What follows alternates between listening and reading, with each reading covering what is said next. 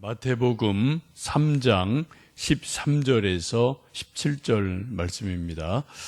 신약성경 3면 마태복음 3장 13절에서 17절 말씀 우리 함께 합독하십니다.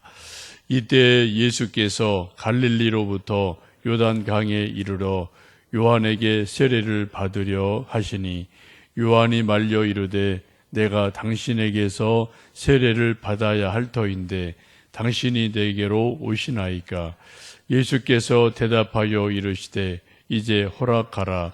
우리가 이와 같이 하여 모든 의를 이루는 것이 합당하니라 하시니 이에 요한이 허락하는지라.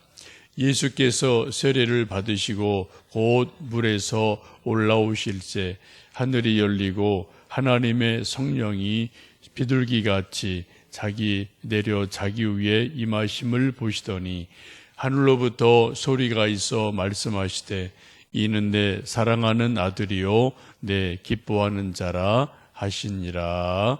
아멘. 여러분 세례 받으신 날을 혹 기억하십니까? 그때 어느 교회에서 어느 날 어느 목사님에게 세례를 받으셨는지, 또 그때 느낌, 또 받은 은혜, 또 준비하는 과정, 이런 것들이 어떠셨는지 한번 기억해 보시면 좋겠습니다. 저는 20살 되던 해 시골 모교회에서 양성훈 목사님에게 12월 둘째 주일 같아요. 아주 추운 날이었는데 시골 교회로 난방도 시원치 않고 아주 좀 상당히 추운 날로 기억이 돼요. 그때 한 7명 정도 세례 받았던 모습이 지금도 기억이 납니다. 옛날에는 세례 교육이 아주 엄해서 외울 것도 많았고요. 또 장로님, 목사님 이렇게 여러분이 이제 앞에 앉아 계시고 세례 문답할 사람들이 3명, 5명 같이 한 팀으로 들어가서 여러 가지 질문을 받고 또 외울 거 외우고 해서 떨어지는 사람도 옛날엔 좀 있었죠. 그래서 상당히 엄하게 세례 교육을 받았던 기억이 지금도 납니다.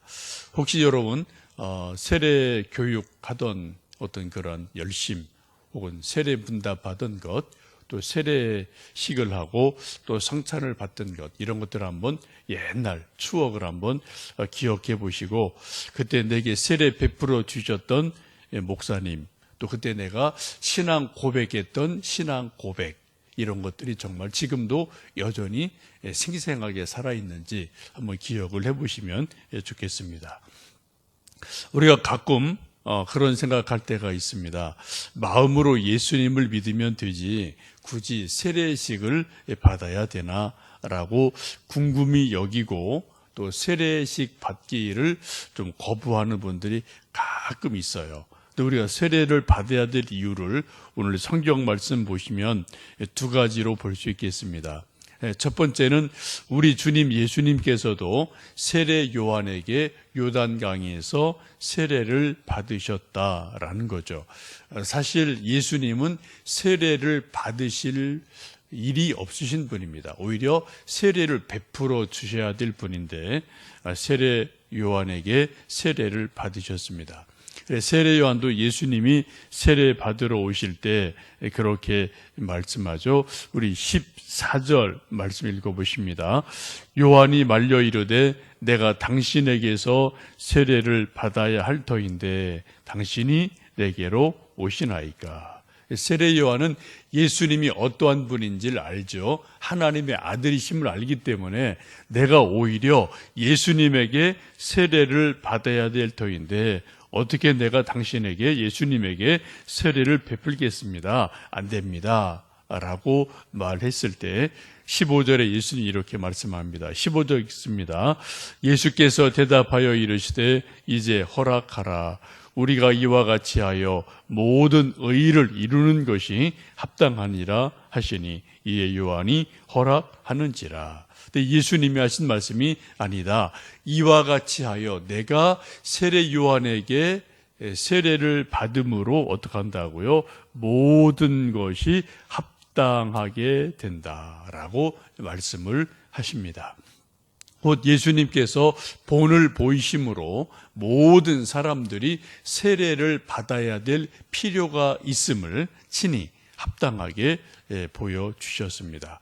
합당하다는 말은 옳다라는 거죠. 이렇게 하는 것이 옳은 일이다라고 주님께서 말씀을 하십니다. 또 우리가 로마서 10장을 보시면 그런 말씀이 있죠. 사람이 마음으로 믿어 의에 이르고 입으로 시인하여 구원에 이르느니라 라는 말씀이 있습니다.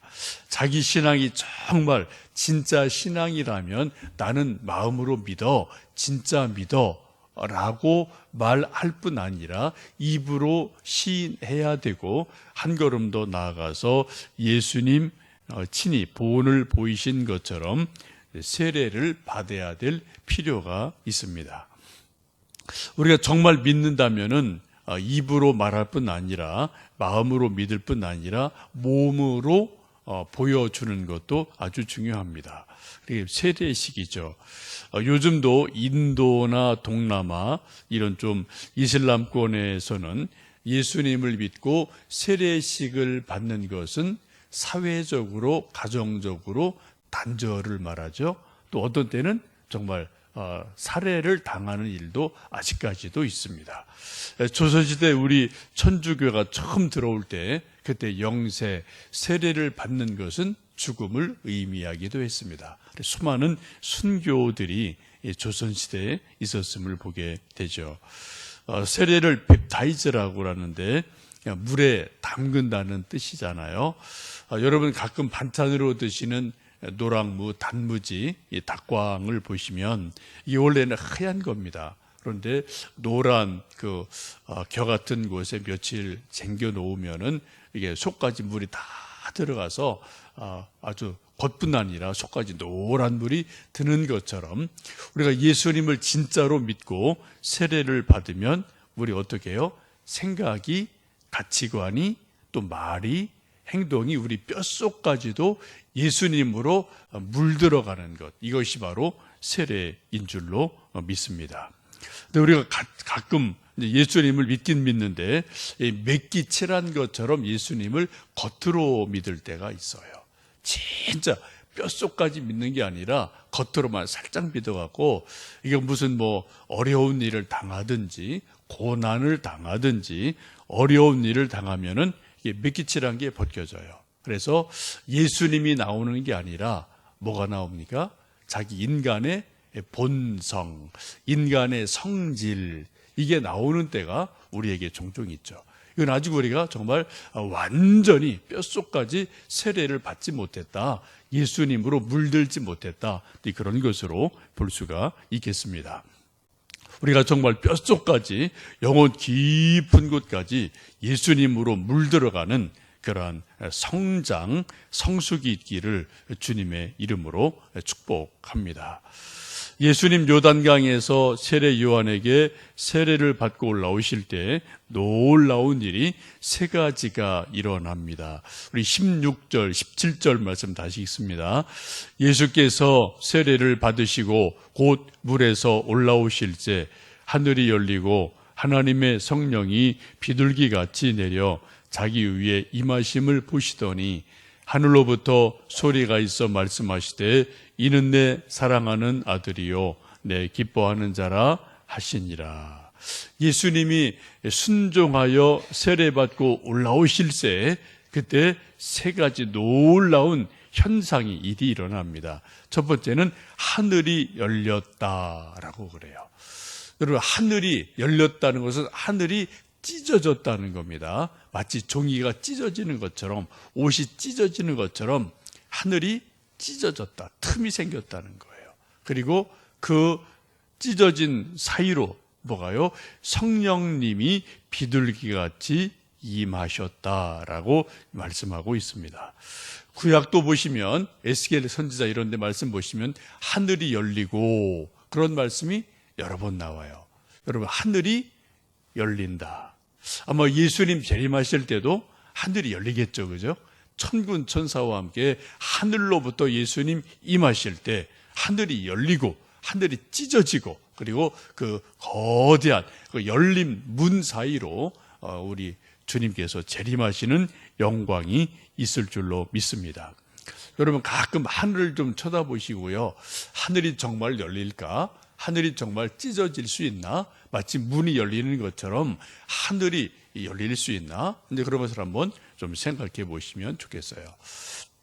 옛날 저희 청년 때 불렀던 가스펠 가운데 하늘 문이 열리고 뭐 그런 하여튼 가사가 있는 가스펠이 있었는데 하여튼 오늘 성경에도 하늘이 열렸다라고 말씀을 하죠. 두 번째는 하늘이 열리면서 일어난 현상이 성령님이 비둘기같이 오셨다, 내리셨다라고 말씀을 합니다. 성령님을 상징하는 성경의 단어는 크게 네 가지죠. 이른 비, 늦은 비, 비예요.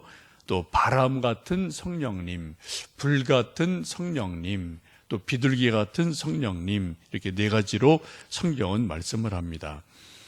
대부분 성령님은 뭐 강력한 바람 같은 성령, 불 같은 성령 이렇게 말씀하는데 오늘 찬송 불렀던 것처럼 비둘기같이 온유한 은혜 성령님이 우리에게 임하셔요.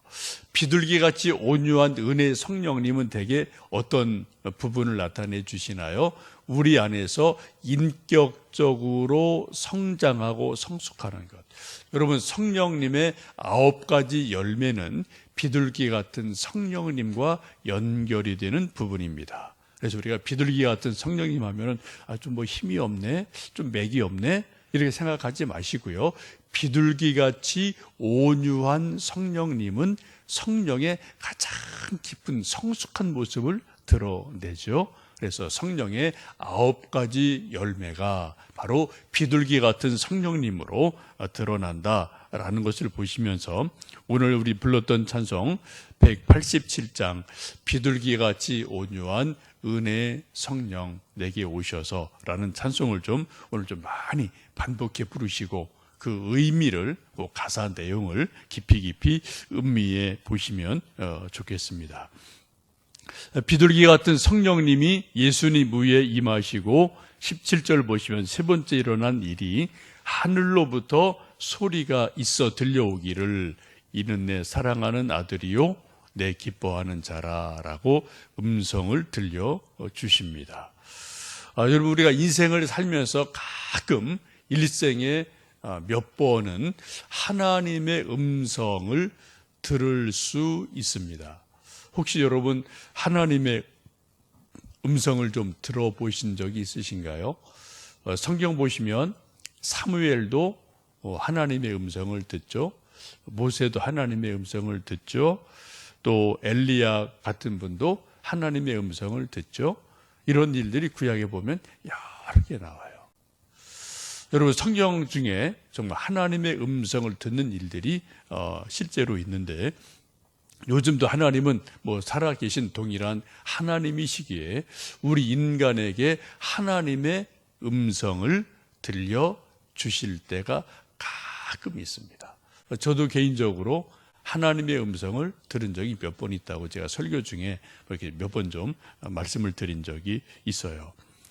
우리 아기들이 엄마의 소리를 들으면 안정감을 찾죠. 밤에 잠잘 때 막 잠 투정하다가 엄마가 아가야 사랑해 자장자장하고 노래를 불러주면 아기가 이렇게 좀 새근새근 잠을 잘 자죠.